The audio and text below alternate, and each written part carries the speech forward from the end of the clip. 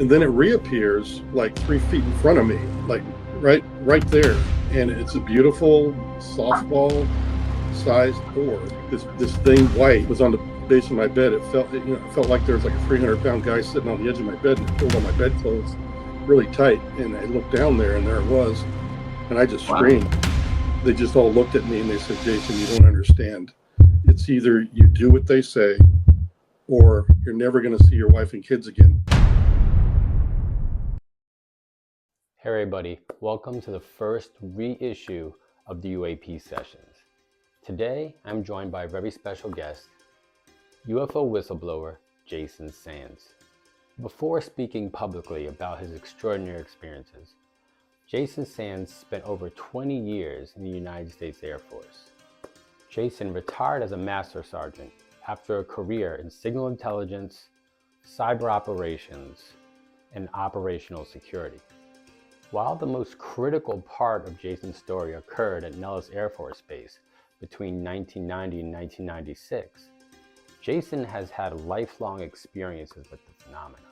Jason has had experiences with UAP and NHI as a child. This is interesting because Jason's father was also in the military. And we see time and time again that families with military lineage often have ongoing interactions with the UFO phenomena.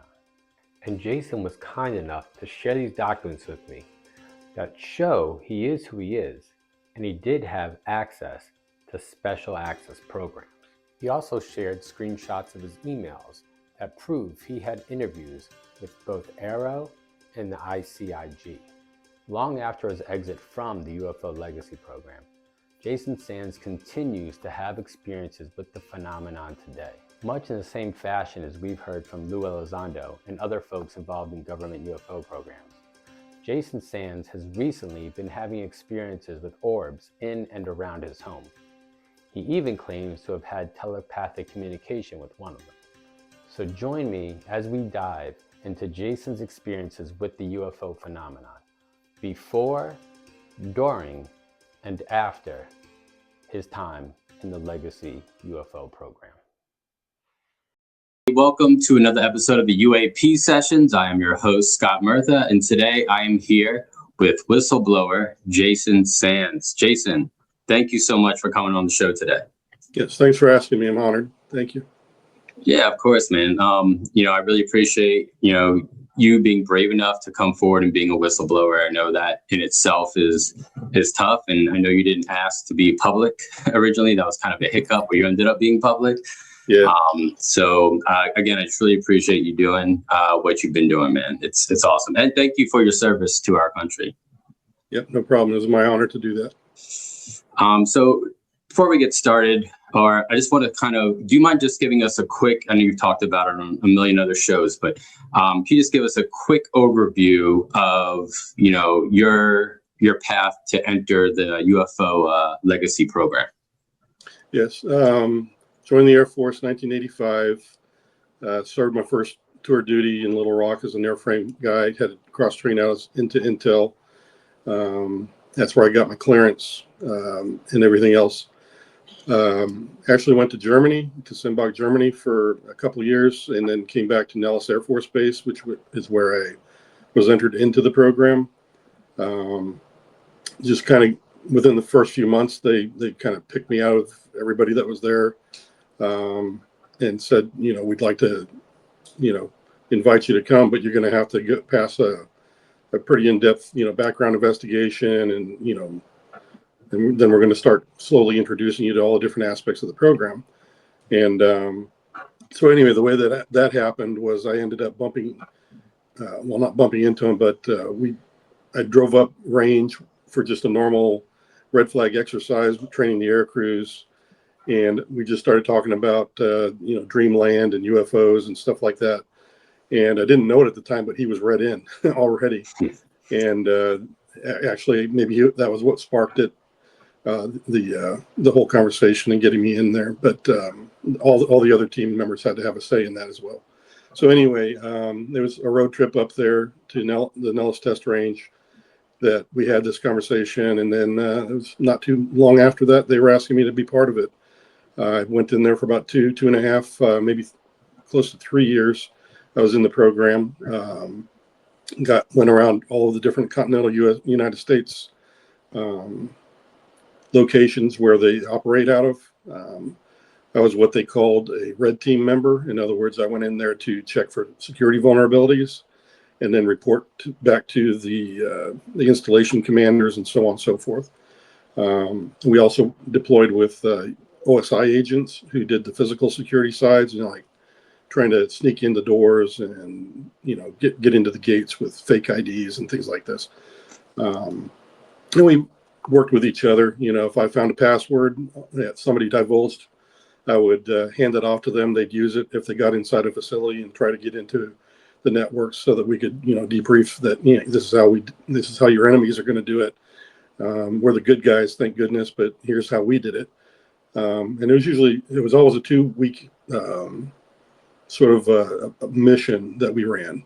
So we ran into a lot of stuff, and as I got into that, we started listening to some really strange conversations from the scientists, the engineers, all that kind of good stuff. And I kind of feel like I was blessed with understanding a bit more than even some of the scientists and engineers, because it's such a stovepiped mishmash of different things that are going on, and you could literally be walking down the hallway and not know what the other guys are doing. But for me, because of my mission type, I got to listen to it all. I got to get the big picture and debrief it to the different site leads. So had kind of a unique insight into some of the corporate knowledge that was going around, because I didn't have to deal with the stovepipes. That's awesome. Yeah, and that was just because of my mission type. Right. But anyways, that's how I got into it. Then once I got out, that's when I had my experience on the Nellis test range with a UAP occupant, or an NHI, whatever you want to call that. That was part of the James Fox film, the program. And that was my story. He featured that story in that film. And it's still kind of going on today. I'm down here in Alabama now. I've had some experiences as well. So lots of different things have happened all throughout my life. But that's how I got into that program. Okay, that's awesome. And I do definitely want to get into the experiences that you are having now. But before we get to that point, I want to ask, so when you were brought into the program, is it just kind of like, hey, like they tell you that you're in the program and that you're working on, like, the program's about reverse engineering craft or crash retrievals. So they're just kind of like, hey, by the way, aliens are real. We're collecting their craft that crash. Is that kind of what it's like? Like, that kind of must come as a shock to people that are read in. Well, when we got off the airplane at Dreamland, we were all ushered in, all the scientists and everybody that was new to the team and the legacy program were ushered into the auditorium, I guess is what you call it. They had a big screen up front, and they just show a generic video. And it does describe a reverse engineering program, but they don't mention anything to do with NHI, because there's some people that will never touch that. You got to understand the legacy program is reverse engineering stuff that we know about that are from, adversaries like the Chinese and the Russians. And they are also retrieving craft that are from unknown types. And that's what I call the exotic tech. And there was a big distinction between the two. Once I really got acclimated into the program, I could definitely see there's a big difference between kind of what I call the vanilla reverse engineering, and then there was this other stuff that was very frustrating for them, because they're like, we have no idea what this is, we don't know how it works. Whereas the other vanilla stuff, they're like, well, we can translate that Russian into this, and this is what it means. That's an avionics package, and it does this. So totally two different worlds. And like I said, everybody that got briefed in got briefed in on the vanilla stuff, but the guys that ended up like me getting exposed to other stuff, that just kind of happens when you get to your shop. Let me put it that way. Okay. And I know when you were in the desert there and on base, you did have an interaction with a NHI who looked human, just kind of had like very pale blue hypothermic appearance to his skin, and big eyes and no ears. and you've told that story a bunch of times. I don't want to make you have to tell that again. But before that point, even back into your childhood, you've had experiences with NHI, correct? Correct. Yeah, even as young as about 5 years old. Yeah, I've had Nordic experience that also my mother saw them. I was hit in the head by this pedophile who was going to do me some nasties. And these two gentlemen, they're short, because I was a kid and I thought that they were pretty short compared to even my mom, who's only 5 foot something or other. And anyways, they dropped me off at my house, and I still couldn't see after getting hit. I was blind, and one of them touched me on my temple, and I could see. I started to see, everything again. It came in blurry, and I could see who they were.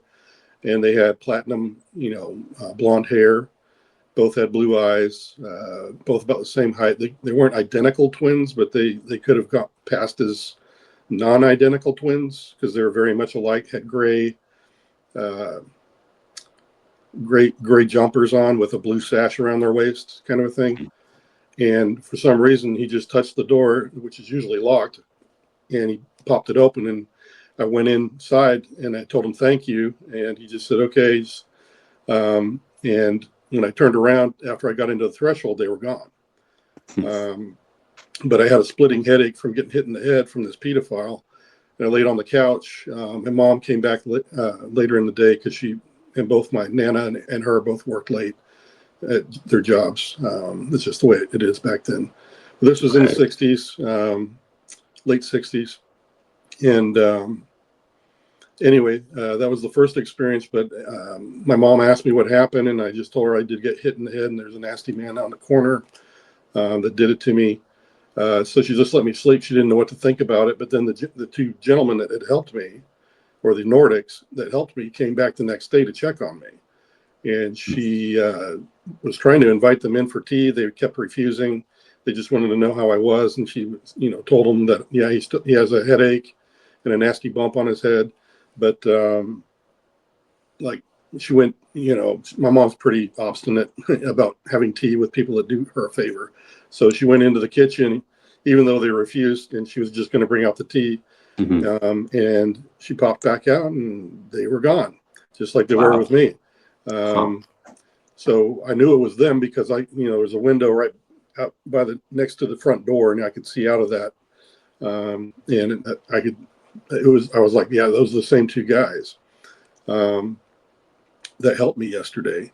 And my mom just thought, oh, well, I should, I wish they would have come in for some tea. I would have liked to have known, who they were and thanked them more properly and everything, but they just left, it seemed like that was all their mission. Right. So that was the first experience that with the Nordics. I do have one that was actually even younger. I was younger than, or excuse me, it happened about a year or so after that. I had I don't know what to call it. It was like a very strange winged being. It was only about 2 foot tall that entered my bedroom when I was a kid and scared the hell out of me. I was just going to sleep, and we didn't have 8 air conditioning units back there in the Fort Devens, but that's where my dad was stationed, and that's another base that I found out, over the years that my dad was involved in some things as well. But Fort Devens is a strange place for some occurrences. But anyway, this thing was on the base of my bed. It felt like there was like a 300-pound guy sitting on the edge of my bed, and it pulled on my bedclothes really tight. And I looked down there, and there it was. And I just screamed. I thought it was like a huge butterfly or something because I'd never seen anything like it. And my parents came in after, me begging them to come in. And by the time we rounded the corner, it was flying out the window. Didn't flap its wings or anything. It just seemed to kind of hover out of the room. And off it went into the distance. And they saw a glimpse of it also. So that was the second one I've seen. So that one I kind of, I don't know if it's right or wrong, but I call it a cherubim. It's the closest thing I've ever heard of that, it's kind of small like that with wings. And it did kind of look like a baby.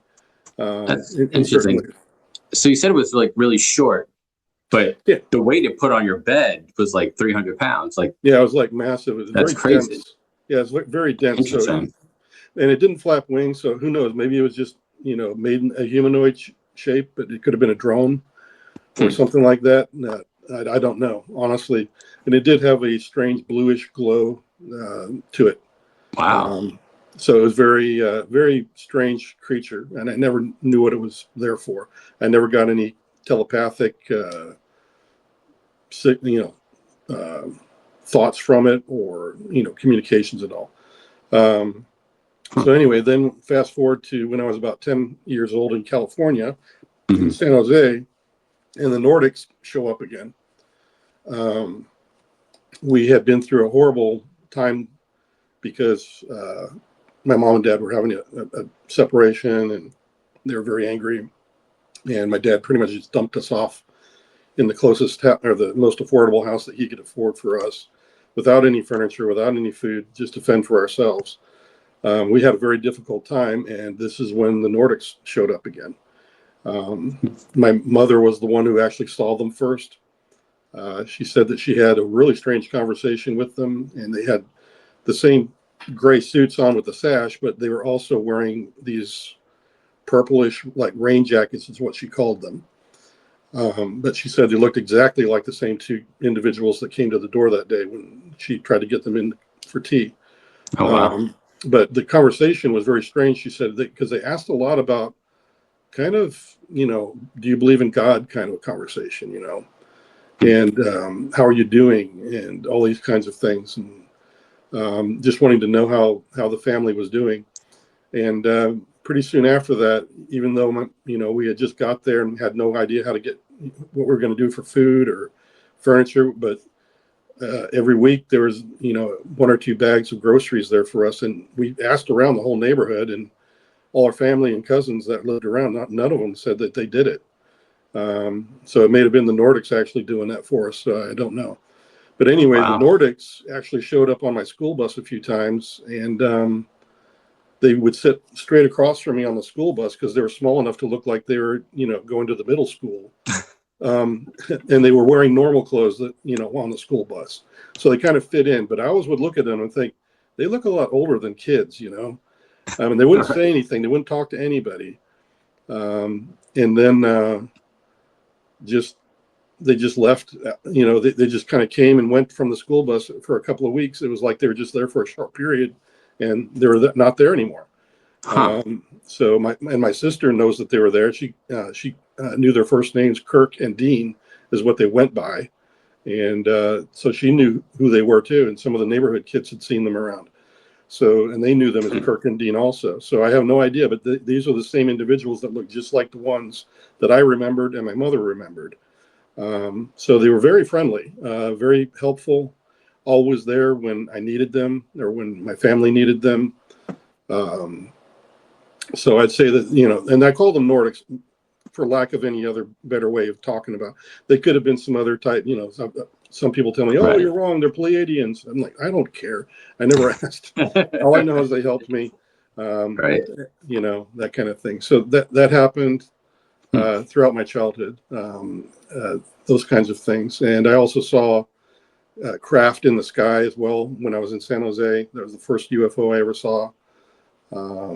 That was a really strange experience. My mother was there again to see that event. So Wow. that we actually got to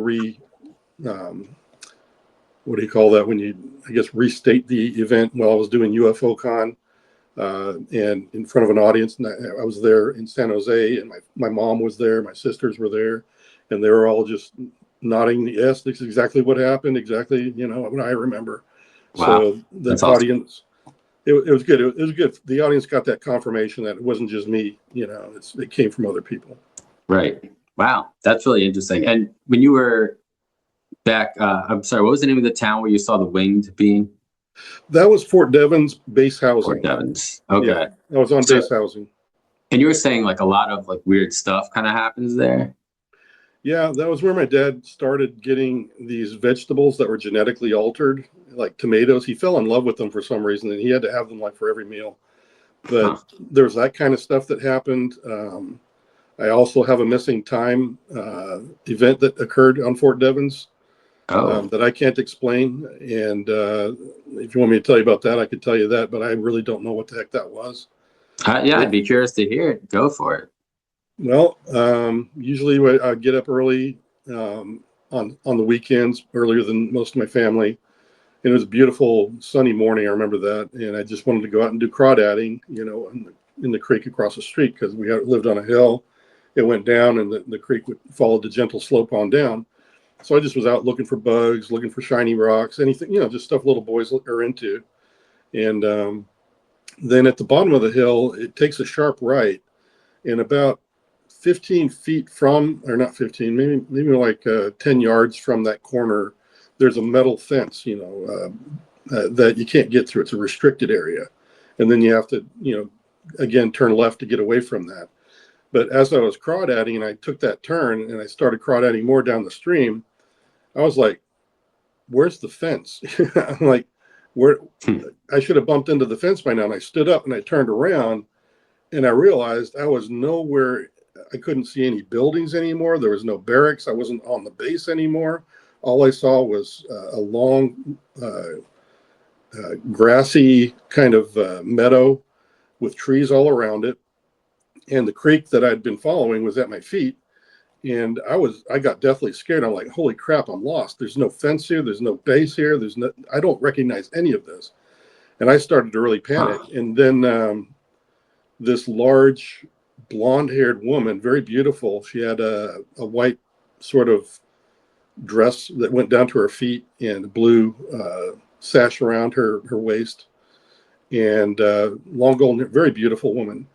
And but she was extremely tall. I mean, I'm little, and I was really straining my neck to see her head. But she kind of bent over for me, and she just said, "Jason, are you scared?" And I said, "Yeah, I can't find my way home." She's like, "I don't know. I don't know where I'm at." And she's like, "Don't be scared." She said, "Just follow the creek back and listen for the bell, and you'll be home before you know it." And then I started doing that, and I looked down, looked at the creek, and started going back down the creek for a little while. And I turned to look to see where she was, and she was gone. And I just kept going, and I focused on the creek, just as I was told, because I was deathly scared I wasn't going to make it back home. Right.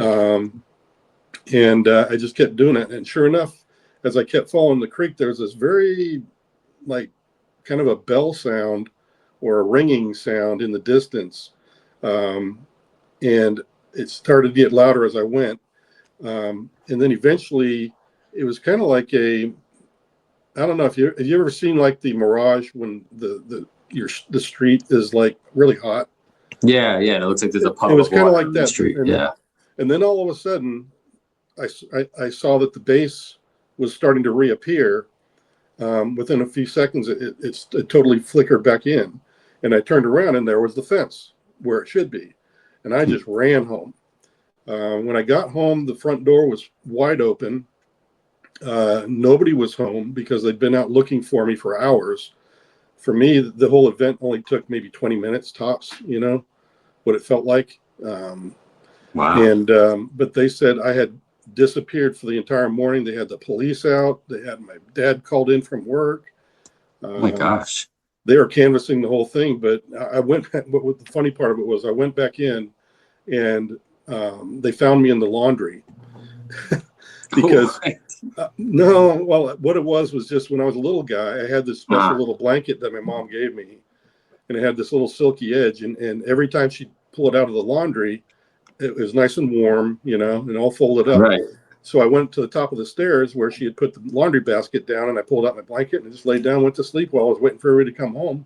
And sure enough, they all came home. They started racking the whole racket. "Oh, there you are! Thank God we found you. What happened to you?" I just went go crawdadding, and I got lost, and I came back, and it's like I was only gone a little while. Why are you guys so freaked out? Oh my gosh. Yeah, but my mom remembers that, and she's like, everybody remembers that, and they're just like, "No, you were gone for like 4 to 6 hours," and I was That's like, insane. because I knew I was out there early in the morning. Right. It was probably like 6:30 or 7. I'd gotten out there, and here they were. It was like after lunchtime sometime. So I don't have that missing time there. So wherever I was, time went much faster or whatever. That's really interesting. It's strange because are you familiar with the missing 411 phenomenon?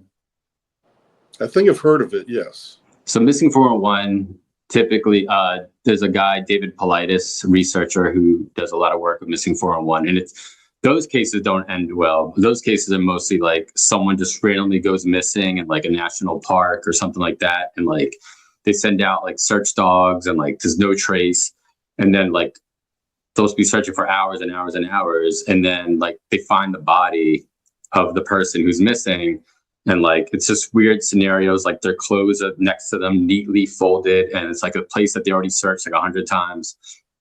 Yep. And like people just go missing, or sometimes the body's never found, the person's just gone without a trace. And I've always wondered if it's something similar to what happened to you, except you came back, thank God. But like, Yeah. you just kind of wandered into like another dimension or something like that, like accidentally, and like this lady guided you back. Like, I don't know, that just made me think of that, but that's really interesting. I can believe that. I think I've heard of some other people that say they kind of did the same thing, but they actually did come back like I did. But yeah, I've heard about the ones where people actually died or never came back as well. And that's exactly what I could have fell into had this person not showed up and helped me, or shown and she up knew your and name, which is crazy. Yeah. Well, that's may have been telepathic, or there's something else about her that I don't realize. Maybe she's, able to do that naturally. I don't know that Right. because we just don't know what extra dimensional beings would be able to do, or some of these other NHIs are able to do. So yeah, it's very, very much a mystery to me as well. I can't explain it. All I know is I experienced it, and my family stated that I was gone for hours. When for me, it didn't even go past a half hour. I was gone for much, much longer in their time frame. So I feel very lucky that I did not disappear that day. Yeah. And who knows? I've always heard as well because we talked a little bit about some of my other experiences too. But I've always heard from other people saying that they don't do anything randomly. It's done on purpose. They're always there at the nick of time when you need them, or they're always doing something that has meaning later on in life. Who knows what it's all about. And maybe that's what it's about, is that this stuff just follows me around because of some reason. And now it's finally coming full circle before I die. Right. I mean, it's interesting too, because I mean, your dad was in the military, correct? Yeah, and he actually did some weird stuff too. Yeah, we talked about it before he passed away. Oh, wow. Yeah, he passed away in 2017. But I'm sorry to hear that. No, and my sister has strange things that she remembers from him too. In Fort Devens, there was a mountain. Well, near Fort Devens, where my dad worked, there was a mountain that had an entrance very much like Cheyenne Mountain in Colorado, but this was in Massachusetts. And my dad actually took her up there, and he really wanted her to see it, and said, "This is where I worked, and I can't take you in, but this is where Dad worked, for a number of years." And that's where I think they were doing all the genetic testings and things like that. And if I had my suspicions, this is just my suspicion, that if any of the military services are doing genetics, it's the Army that kind of has the lead on that part of the mission. Because in the Air Force, I did not see a lot. The Air Force has a lot on the technical side. Right. And the Navy definitely has like all the stuff that's underwater, and some aerial phenomenon as well that kind of touches with the Air Force. But the Army, I think, would be the ones that would be handling like the genetics and all the other stuff. Right. Interesting. It's strange too, because I know there tends to be, when you look back at a lot of cases, like where people are having experiences, a lot of times it follows military families. Like if you look back, there's a lot of military families who's like, I mean, you've been having these experiences since you were a kid, right? So it seems like this has been following you for your entire life, and it looks like it probably continues to follow you. Do you know if your parents had any experiences like prior to you, like their own experiences? I think my mom said she did have some experiences. My dad did say he saw some aerial phenomenon that he couldn't explain. So yes, but we didn't get too much in depth. I think being from their generation, they're just less talkative about it. Right. Even though I started to, talk to my dad, and I wasn't a whistleblower when my dad passed. That happened, Right. in 2022, and my dad died in 2017. So he didn't know my full story even, but we did talk about some of the strange stuff that I did, and he did know that I worked in Dreamland. He knew that, and he just kind of, he's like, yeah. He says, I know about that stuff. Because he was a Green Beret Special Forces guy, and he used to do some stuff that he'd disappear for, weeks, sometimes months, Right. and then he'd come back and he would not want to talk about it. Yeah, I'm sure there's a lot of difficult things that he had to do, and a lot of folks in the military end up having to do, which is unfortunate. So yeah, that's tough. Weird segue into that. We're talking about tough things. After you exited, well, when you're trying to exit or I guess you had a faux pas which had you kind of forced exit from the program, and they had you doing some dirty work. Yeah. Correct, on the way out. Mm-hmm. So I just have a couple questions regarding that. I know it's not something that you're super fond of talking about, so I don't want to harp on it too much. But when you were having to do these tasks, first of all, how many tasks like this did you have to do? Like, do you know? I remember one more than any other. There are some others. I think maybe just 3 other missions that I might have done with them.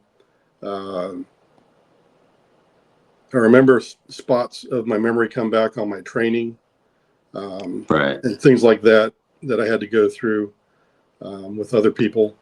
So they gave you special training for these like missions? Yeah, after they forced me into the program, yes. Right. And it all revolves around retrievals.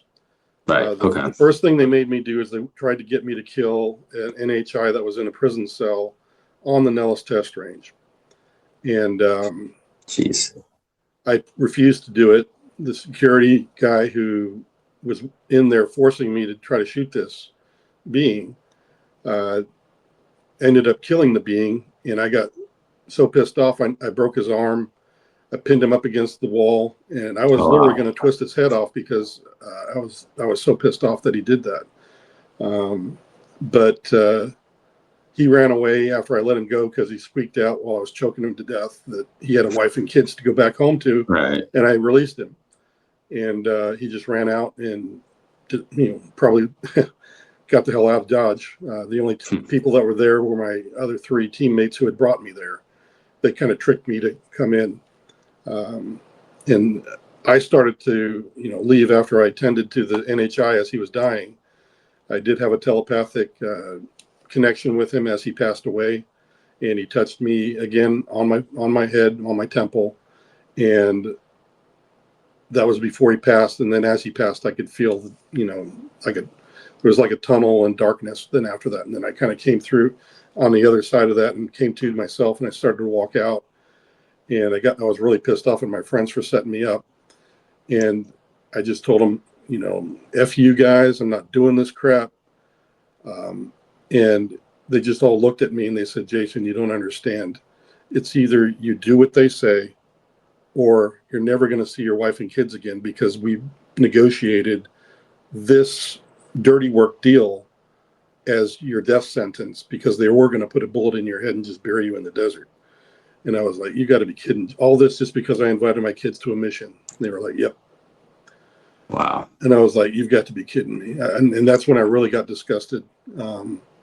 So anyway, that's when it happened. They'd snatch me out of my bed and I'd have to do whatever it was. And that was where I guess other people say that similar things happen where you wake up and you have paralysis. But you see people around your bed. And that kind of thing. And sometimes they were human, sometimes or looked human. They could have been human, and other times definitely grays were there. So I believe that retrieval program, that's where it touches a different world other than our own military industrial base. I think the NHI do run portions of this because they have to control these retrieval events, and I don't think they particularly like us going out there and, imprisoning citizens from other planets. And sometimes they have their own problems, just like we do in our society. They've got some rogue elements in their own societies that have to be taken care of. And some of that does touch here on Earth. Sometimes they're here for really reprobate reasons, just like the biblical accounts are. And the Anunnaki, enslaving us. There's a lot of ancient texts that describe a lot of intervention on their part with the human race, and it's not all nice. Right. Yeah. Yeah. I can imagine, just like humanity, there's going to be good and bad. Yeah. The NHI that they wanted you to shoot in the prison cell, what did that look like? What did that NHI look like? He was a gray. He was another gray. It's a gray. Yeah. He had more of a olive skin tone, I think. Not gray, but there's so many different types of grays, I think. I'm even confused. I'm not one of those people that could sit there and give you, oh, this is this species and that's that species. I know of some of the terms that were used by the legacy program folks. Like, I agree with Eric Davis that there's the reptilians, there's the tall whites, there's the grays, and there's the Nordics. Those are the four that I remember being part of my mission and the intelligence we gathered on the mission. And debriefed. So I could tell you that kind of stuff. But this guy was olive colored, but he did look very similar to grays, the typical grays. Right. So, and he was very small. It was like when he was dying, I still had handcuffs on and I had to cradle his head. But sometimes it brings back tears if I think about it too much, because I feel so bad for him. Yeah. Well, I mean, it's a hard thing to watch. Yeah. But anyway, he was like a child. It was like holding a child to me, honestly. He was that small. And telepathically, even when I was in the hallway, I could hear in my head how terrified he was and how angry he was and how much he wanted the people that had captured him, to just die, that they had done him wrong, kind of thing. Right. And all those really strong emotions were all over the place as soon as I got within a certain radius from him. And he was just flat out terrified. Yeah, that's horrible. That's a horrible situation. So, you were mentioning, so when you do the dirty work, and you said there was like a whole, like, it seemed like you said there was NHI that were overseeing it, potentially. So these are different, like, factions, basically. Like, there's one species and they're like overseeing you. Yes. Or not you personally, but they're overseeing the program, retrieve craft from another civilization, basically. Correct. Okay. That's the crossover. Yeah. It's not all human. I think the NHI do have a say in the program. They do have a say. I mean, for example, even the laboratory environments were controlled by the tall whites and the grays. And like you say, there are different races that have different places in the program. Right. Like the tall whites in some lab environments would bring in a briefcase that would tune in like nanotechnologies that were used in the test environments. And then the grays would come in to clean up. So they're more like the worker bees. But at no time were humans allowed in the labs with them. That was the other thing that was a stipulation. So it was not this like free for all, we're all in kumbaya in the lab together. This was very much like, I don't want to see you. I'm not even working on the weapon system. I'll help you fine tune your testing environment, but that's it. I won't. That was kind of how it was. They had certain limitations that they were willing to help with, but for the most part, they would not work on the weapon system itself. They refused to do that. They would only help to make a pristine test environment for the laboratory that they were in. So a very controlled environment by the NHI. Interesting. Okay. And I do have one more question about the dirty work scenario, and I won't ask you any more about it because I know it's not your favorite topic. But when you did these missions, were they like you would be sent into like a cave or some type of area? Were these beings just like, did they fight back, or was it just kind of like they were like defenseless, like, and like go and like take them out type of scenario? No, They knew why we were there. They knew it was time to die or, kill or be killed. They knew what they had done.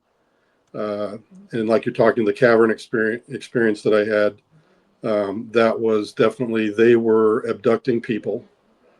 There were children, men, women, all of them in a cave nearby. As we were fighting them and killing them, my team, one of them made it in there and started murdering people. And we put him down as well. But he had already done some damage there. And he started murdering the people who were kidnapped? Yeah, he ran into the Jesus. cavern. And honestly, I have never felt evil that way before, because this is, I've had a few telepathic experiences where you can feel, a lot of times they're loving, or it's just like a normal day out kind of a feeling. But these creatures in the cavern, that in this particular instance that I'm talking about, were pure evil feeling. It was like there was nothing but murderous bloodlust in their minds. And they hated us with a passion. I believe from one of them, I actually got an inkling that they believe that this whole solar system, they own it and it's theirs. That's what they think. Do you think they feel that way because they, some people suspect that maybe these beings might have been here before we were on Earth? They might have been. Yes, that was the distinct feeling I had, was that they had been here longer and they felt like they owned everything. Interesting. And perhaps, maybe they've got some truth to that maybe they helped with parts of the different diversity of life on Earth. And who knows, maybe some other planets or something, but they definitely felt like they had been here a long time. Wow. So, that being said, maybe we're the new kids on the block, if you want to believe like the Anunnaki story, that we were just like kind of like apes at one point, and they manipulated us into these worker class, just to go dig out the mines and the copper and stuff that they wanted, and the gold. So yeah, maybe they were part of all that. That time frame was when we were just fodder for them, just slaves, Right. Interesting. And what did these beings look like? Were these also grays, or were these something else? No, these were like huge, giant, like 15-foot tall. But when I engaged with them, I felt like I could throw them around like a puppy dog. Or Really? Wow. It was very lightweight. I don't know whether that's because we were in a different gravity situation or whatever, but yeah, they were like 15, 20 feet tall. Wow. And what they use, like, I'm sure you guys had like guns and stuff like that. What did they fight with? What did they have? They had these spear type devices, very sharp, and they just pinned one of my teammates to the wall, killed her, tried to take me out. I grazed my left rib cage. I still kind of have a area there. It's always been sore. And I can't explain it, but it just, I don't have any scar there. But anyway, it was a glancing blow because I was able to turn, and I kind of caught the spear underneath my armpit. And that's when I realized, I was like, crap, I can control this guy. I don't know how I can do that, but I appreciated the fact that I could, take him out. Right. So yeah, I definitely did him in. I actually dropped my gun and I sunk my hand into the base of his skull and just killed him. Jeez. That's how I took him out. Wow. So, but when I put my hand through, I realized I was wearing some kind of an exoskeleton or something, or at least some kind of body armor that was kind of glossy looking. But that's how I took him out. But I did use the gun, and it had very devastating effect. It had kinetic weapons, very small entry wound, but on the backside, it just blows out huge holes. Wow. So yeah, we were pretty well equipped for the whole thing. But I honestly, I didn't even have to think. It was like something had already told me, this is exactly what you're going to do. You're going to go in the cave. It didn't tell me how to fight. That was on me. But It told me where I was going, what to do next. and so on and so forth. So it was like I knew everything automatically. I knew how to operate the gun. I knew how to, do all these other things. Knew where to move, and that, going left, right, or whatever. That's what I had to do. But that was given to me probably telepathically or something. From the NHI that were, I guess. Yeah, that's why I Part of the think there's an program. NHI component Right. to this, because I do Interesting. remember being kind of maybe manipulated to go forward, Right. turn left or whatever. But it could have been just something even mechanical that has that ability as well. Right. You know? Interesting. Okay. The beings too that you had to eliminate in the cavern and cave. You said they were like super tall. What did their facial features look like? Were they? They reminded me of some of the Egyptian murals. Honestly, that's what they reminded me of. Oh, okay. Huh. They had bent noses, and they wore sashes around their waist like the Egyptians do, and stuff like that. But they had that kind of appearance to me. Interesting. And there's been other people that have seen them as well. There's another case from Great Britain where there was a man out in his backyard, and he looked over because he heard something, and he saw exactly the same being I did, and he describes it in the exact same way. And it was very tall, 15 foot tall or taller, and it was walking along his fence line, and then it began running until it disappeared. And so it was the same being, though. Wow. It sounded like exactly the same description that I just gave. Are you able to say where this was? Do you even know where you were? I really don't know exactly where it was. All I know, it was very cold outside the cave, and then when I got in the cave, it was a lot warmer. Huh. That was all I could tell you. Okay. All right. All right. I promise I won't ask you any more about the day work. So when you went to Congress as a whistleblower and you told them about the program, Right. Did you tell them about this stuff too? Or did you strictly No. tell them about like the crash retrieval? No, you got to understand, when I went forward to be the whistleblower to Congress, I knew that they needed information that would help them to either conduct an investigation on the legacy program, or to help them to identify some folks they could talk to and some places they could go to perhaps find things, and things like that. So it was mainly centered on that. I did tell them, I had a list of 10 things that I always meant to tell them when I was on the House side and the Senate side, but I'd get to item number 3 or 4, and then all of a sudden it would end up, did you really see an alien? Okay, whatever. So we ended up talking about all this other stuff. Anyway, it was a whole day of that. But I didn't tell them about the NHI presence, because you're talking about other things that they're just not ready to do, and it wouldn't help them with an investigation. What they needed was to know, who's working with you, or who did you work with? What was your mission? Where can I find your reports? And all that kind of stuff. That's what they were mainly interested in, because those are the tangible things to get an investigation off the ground. And then all the golly gee whiz stuff is just kind of like nice to know, but it doesn't really help. Right. Okay. Were you able to, are you able to say who you spoke with? Like who particularly you met with? Can't say. Well, they've all changed hands too. Some of them are not even on the committees anymore. But they're all people that honestly, they've been on films, both the one I was in and the one that Moment of Disclosure also had some of them in there. And some of them float around in the public spaces too, from time to time. Okay. Cool.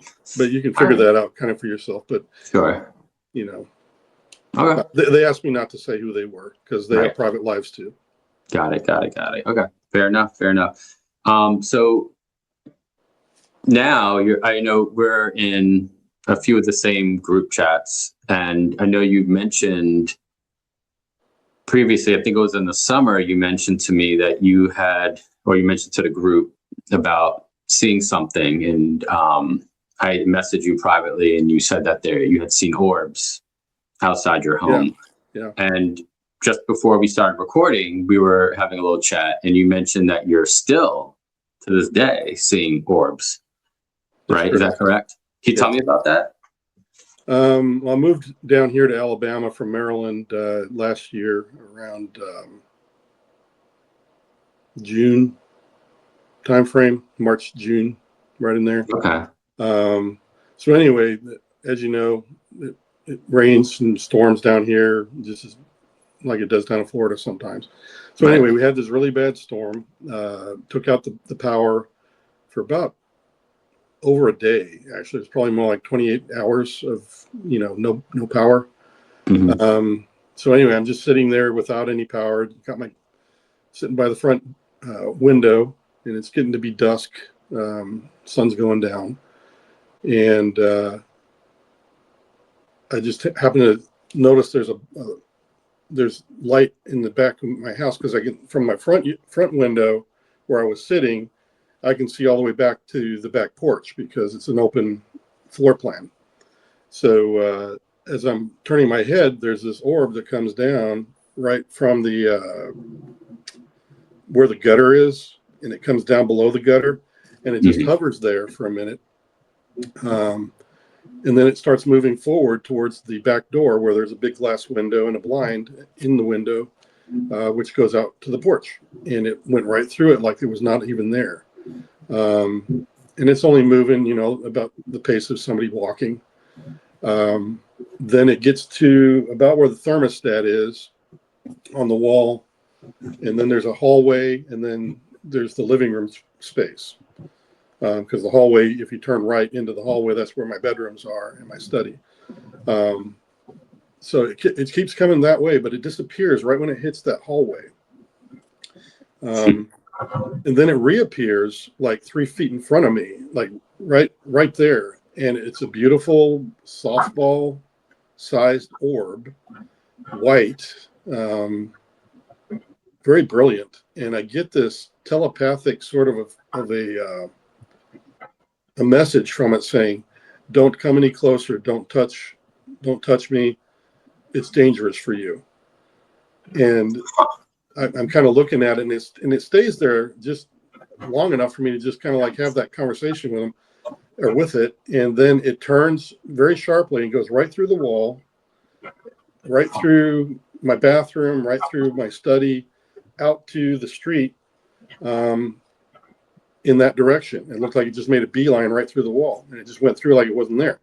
And I just looked out my front window again, and there's 3 more of them coming down the street, across the street, and they're beat bopping through the tree line, and and they're just going down the hill. And so I get up and I kind of look out the front door, and sure enough, they're all joining up. So there's 4 total, and they all just go down the street and disappear into the trees. Wow. And that was my experience here. I've never seen orbs before. They could have been ball lightning for all I know. I don't know. I've heard ball lightning can act pretty weird. It was talking to you, though. I wasn't ball lightning. There were 4 of them, and it was like they were meeting up with the one that was in my house. So it looked like they were controlling their own flight pattern, kind of a thing. Right. So, interesting. Yeah, and so that part doesn't match any ball lightning that I know of, that you can have 4 of them in trail like that. Right. And it was talking to you in your home and telling you not to touch it. So the fact that it was talking, probably not ball lightning. Yeah, and I do have other experiences where I did have telepathic kind of things happen, and that definitely felt telepathic. Interesting. So again, I just never have seen orbs like that before. I'm sure Chris Bledsoe would probably say, "Oh yeah, that's Fred, Barney, and Rubble," and he's just and Wilma and Fred, all those guys. I know those guys. I have no clue about all that. Huh. That's interesting, because when I've had one orb experience in my life, only one. It was in broad daylight. It was only about the size of a golf ball, but it was white, like the one that you saw. Yeah. I was actually at an intersection, and I saw like a hawk or an eagle or some type of bird, and it was like dive bombing, like it was going to like go after some type of prey. So I saw it dive bomb. So I'm driving, I'm at the stoplight, and I peek down to look to see what it's going after. but I was not expecting to see what I saw. When the eagle or hawk, whatever it was, went down, what I saw when I looked was an orb about the size of a golf ball. And the eagle went after it.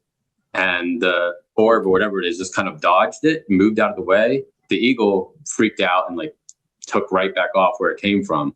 And I watched this orb just go slowly float right above my car. And it turned with the road, which is weird because it doesn't need to follow roads, but it turned with the road and went right above my car. And I was looking out the window, trying to look at it, and I just watched it pass over like 15 feet above my head. Wow. It didn't have any like features. Like I couldn't see like a solid, like it just looked like diffuse light. Like plasma. Yeah. Right. Is that what it looked like for you? Yeah, I didn't see, I've seen only one other spherical shaped UAP that had an aura, but you could definitely see a defined metallic sphere. I didn't see any of that. It was like pure light. Interesting. That's exactly what I saw. Okay. Huh. Yeah. Very interesting. Yeah. And you said you're still seeing this stuff to the day. Yeah, I still see orbs in the distance, kind of like stuff that I should be recording, but I don't. I just never have. I'd rather just sit there and watch it. Right. But anyways, because anybody who posts that stuff out there, they get hit by so many people that complain about it, or have a theory this, theory that. Right. Anyway, but yeah, I do see the orbs in the distance sometimes, and they react differently because I know flight patterns quite well, being in the Air Force and having that kind of experience. So there's some of them that definitely look like they are not normal craft. Interesting. Yeah. Well, if you ever do decide to record it, you can shoot it over to me. I would love to see. Well, I get tons of it in my basket every day from all kinds of people, so I could share all that out, I guess. That's cool. So sorry, I lost my train of thought. The orbs. It's interesting because a lot of people like Lou Elizondo, and I've heard it from other places. I can't think of right now off the top of my head, but a lot of people, I think, who are involved somehow in these programs seem to have orbs show up at their house. That seems to be a thing. Lou Elizondo talked about a green orb going through his house. You have the white orb. So yeah, it's interesting. I don't know what that would be about, but it does seem to be a trend. Yeah, there seems to be. I have other friends as well that were into the Gateway program, and they were introduced to their orb friends. They look like a crystal ball that they are ushered into a room, and they either find companionship with the orb or they do not. And they were different colors. And that's another experience that was like a dream-like for me when I was at Fort Devens, is being ushered into a room like that. And I remember a red crystal. Some of these people in the Gateway program remember blue and other colors, purple, but they're all very beautiful. They're like swirling metallic paint. Have you seen anybody mix the metallic paint for cars? And it just has all these beautiful, it has all these beautiful silvery lighting. Right. But imagine that also being tinged with like plasma, that has color to it also, like a rainbow mixed in with it. And it's all swirling around in these little orbs that are about the size of a basketball. And so those are quite common with Gateway people that I've found out after I've talked to a few of them. So yeah, I'm not quite sure if the colors have something to do with, what kind of an entity they are. I know the one that I saw, first thing that entered my mind was I thought about Rendlesham and how one of them had touched the craft and said that he saw orbs like the ones I had seen. Right. And he said, they are us. They're like our souls or something. Huh. And that also related with what my mom used to tell me when she was on the ward where people were dying, And she said there other people that were getting ready to die could see these egg-shaped orbs exiting our body, or the bodies of people that had just passed away. And, I remember my mom being quite astonished when the guy told her, "Oh, there goes another one. That guy just passed away." And she's like, "How do you know that?" He says, "Every time it happens," he says, "I don't know why, but I can see an egg-sized orb of light leave their bodies. And sure enough, she went over there and checked him. He was dead. But he said, yeah, I saw that orb go right through the ceiling. It went straight up. Wow. Interesting. So those are my thoughts about these orbs, Right. is that some of them are maybe souls or living beings of some kind that represent maybe a whole plethora of different types of species, not just humans, but other species that have souls. Because the reason I make that distinction is because some people say that some of these Right. NHI don't have souls, and that's something they do with us, is to try to steal our bodies or Right. take over, do stuff like that. But at least some of them are actually out having souls rather than soulless. Right. Okay. So so you think that these orbs are not like tech. You think it's actually some type of being or soul or spirit of something of that nature. Well, at least the ones I met definitely had some sort of a living being sense to it.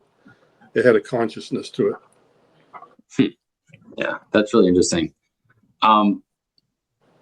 Another question I have for you is, based off of, what your experiences are and things that you've heard while in the program, do you feel like these beings are extraterrestrial in nature or interdimensional in nature? Or because that's something that's been debated, especially over the past couple of years, kind of what the origin is. What do you believe based off of your experiences?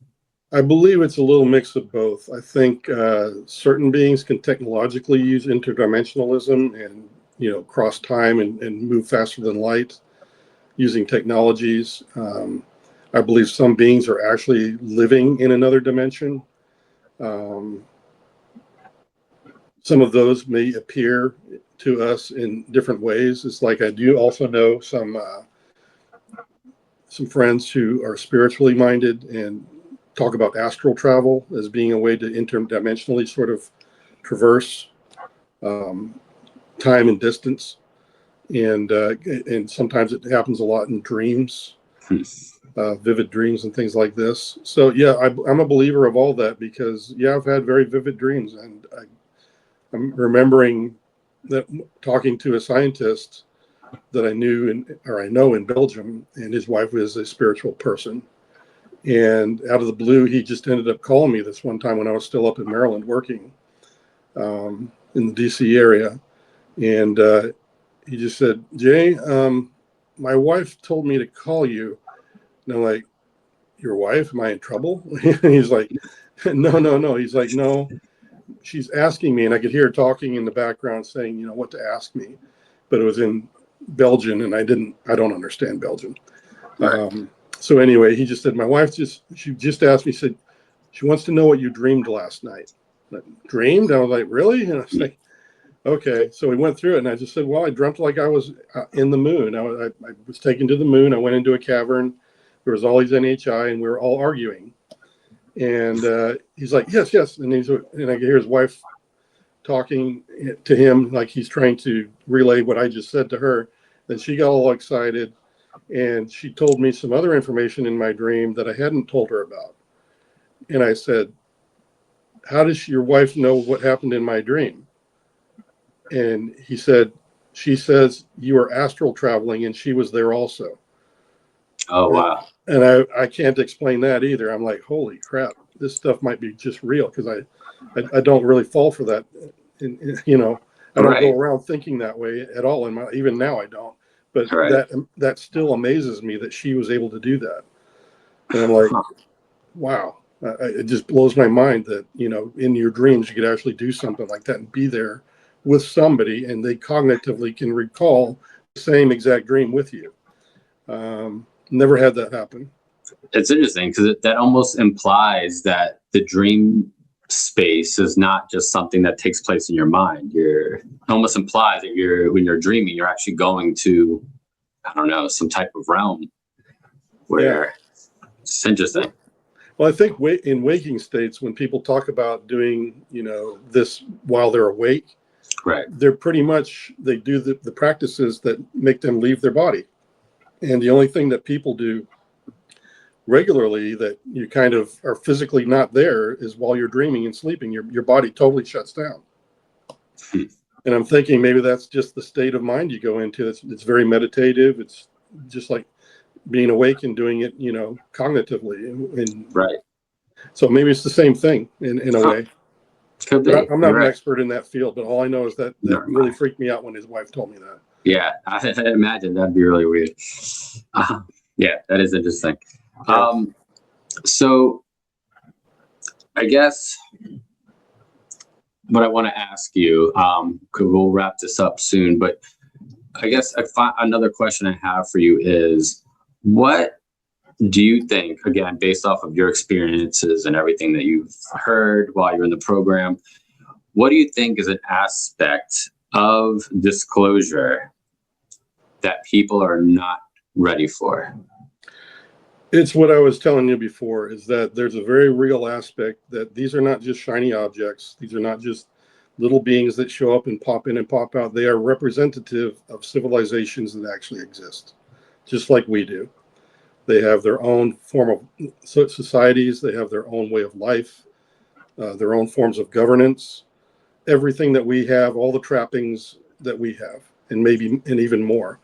That's what we're not ready for.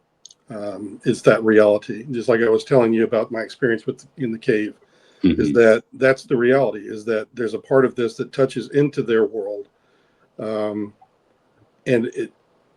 for me, I can accept it because I experienced it. But for others, it's absolutely insane to hear about it because they are stuck on just the fact that they want to talk about the shiny object and the little green man, and that's not what it's all about. Every one of those craft represents a manufacturing plant that can mass produce these crafts. And that means there's got to be a place where these people are living. And it's obviously not something that we see every day here. And it's got to be another planet, in my mind, at least. Got to be. Interesting. And do you think that aside from that, those aspects of it, just in general disclosure, if the government were to say, like, hey, we're not alone in the universe and we're being visited by a non-human intelligence, if the government were to just come clean, at least on that portion of it, do you feel like people are ready to hear it? Do you think, people are worried, like, oh, there'll be a societal collapse, or some people feel like, oh, we're fine. Do you think humanity in general is ready for that discussion? I do believe so. Well, statistically speaking, over 85% of all mankind on every society around the planet already believes. You have the arguments about religious people thinking that this is going to be the end of the world, and it's not really. I'm a very religious guy myself. I've been a Christian for many years, but all I think of it as, because it shook me up for while I was in the program, because I had just come out of my most religious part of my life as a young man when I got introduced to the program, and it forced me to reread the Bible, but with the context of the experiences I had just had. And honestly, I looked at the stories in there about all these strange, sons of God appearing to Abraham in his tent, and Isaac, and the angels that were delivering messages to all these, to Joseph and Mary, the lights, Isaiah, all the living beings that Isaiah and Ezekiel were seeing in their visions of, God coming and speaking to them. I believe it's the reality. I think back when they walked the earth more readily, it was much more common back then, but for some reason they backed off over the past couple of millennia for whatever reason. It may have been just that, if God is the ultimate intelligence, maybe he told them to back the heck off and leave us alone. I mean, he apparently in the Bible, if you believe that he thought it was an abomination that some of the watchers had slept with women and created these giants. And he actually flooded the earth because he was about ready to just call it quits. I think God has a reason maybe to shut them up. And maybe they're in league, all these other beings that are in league with God are maybe protecting us right now from all that influence. And yet some of it still leaks out from here and there. And that's where people see these glimpses of what they call monsters sometimes, or strange experiences or evil. that terrorize people. So yeah, I think that it's just the reality that and I believe also, I want to say this for anybody that might be from the government that might listen, is that, and even in the defense industry base that are part of the legacy program, it's going to get a big monkey off the legacy people's back to just say, yeah, we're not alone.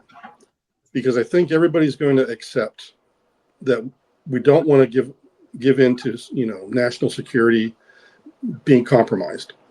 We understand that the weapon systems do need to still be kept secret. Right. But just knowing that we're not alone, at least we can move forward to the point where in society now we can take that and work with it. And I think that would be a big step forward. It would get a big monkey off the legacy people's back. They wouldn't need to kill anybody anymore for saying that. The NHI are here. And or even just giving them a hard time like they have me and other whistleblowers. So there's a lot of reasons why I think it would be a good deal for them. But I think backlash is not really there. I think the religious people, there's going to always be some people that are going to be against it, just like they are today. And we're just going to have another day and we're going to move on. Honestly, I think that's what would happen. I would hope so. And I think you're right. I think statistically there has to be other life in the universe. We can't be the only ones. So I think you're spot on with your assessment there, Jason. Thank you. So we're gonna wrap this up. But Jason, I just want to say thank you so much for your time. I really appreciate it. You have been such a cool guy to talk to. So thank you for taking time to come on tonight and speak with me. Yes. Thank you very much for having me here. I'm glad I got to speak about all the subjects. I'm sure it'll be a good refresher for some of the people that know about me, and it'd be some good information for folks that are just getting up to speed. Exactly. And I will put your contact information, your X handle. Anything else that you want me to put out there for people? I do have some followers on TikTok. Not a lot on Instagram. Yeah, so mainly TikTok and X, but it's the same thing. You'll find me. I don't mask my name. It's Jason T. Sands or JT Sands, one of the two. Great. All right. I will put that all in the description. Again, Jason, thank you so much for your time. Really appreciate it. Yep. Thank you.